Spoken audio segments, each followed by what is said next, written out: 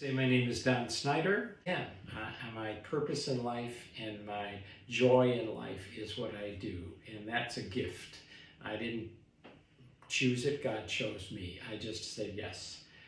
I am surprised at my age and the number of years I've been a priest, I still get excited about going out, celebrating Mass, meeting people, and doing what I'm doing. That's probably why in retirement I'm still wanting to be involved.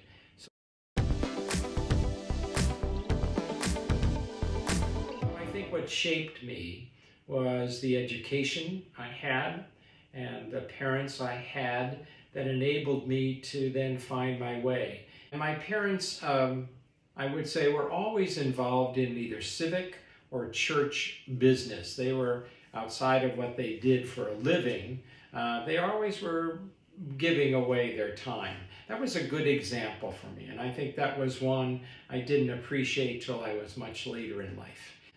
I cannot think of a time when there wasn't some sense of hope in my life. That doesn't mean there wasn't tragedy, mistakes, failures, faults, sins, but through it all, there was the hope.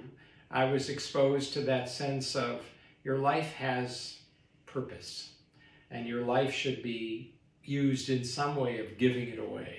So that whole sense of giving your life away was really strongly imbued. I watched my parents volunteer in civic groups and in political things, but I also saw them involved in the church, where they were doing things or involved in fundraisers, or in some ways in the schools I was a part of. So that part, I think, shaped me a lot. I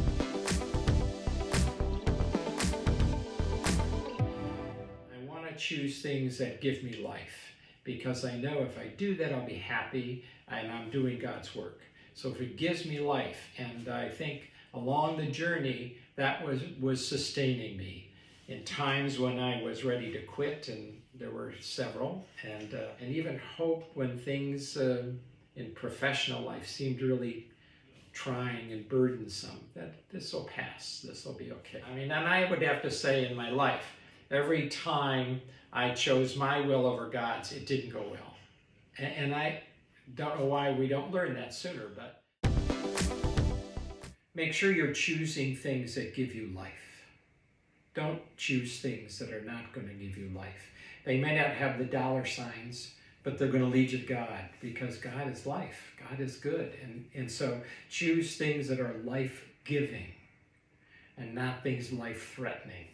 Choose things that enhance, enrich your life, and bless your life. And then I would say, give your life away, and it'll come back to you in greater ways. I heard that and kind of sounded too Pollyanna, but I've lived it, and I can tell you it isn't. It works. You give it away, and it comes back more. And people keep thinking it's you, and you say, no, it's you.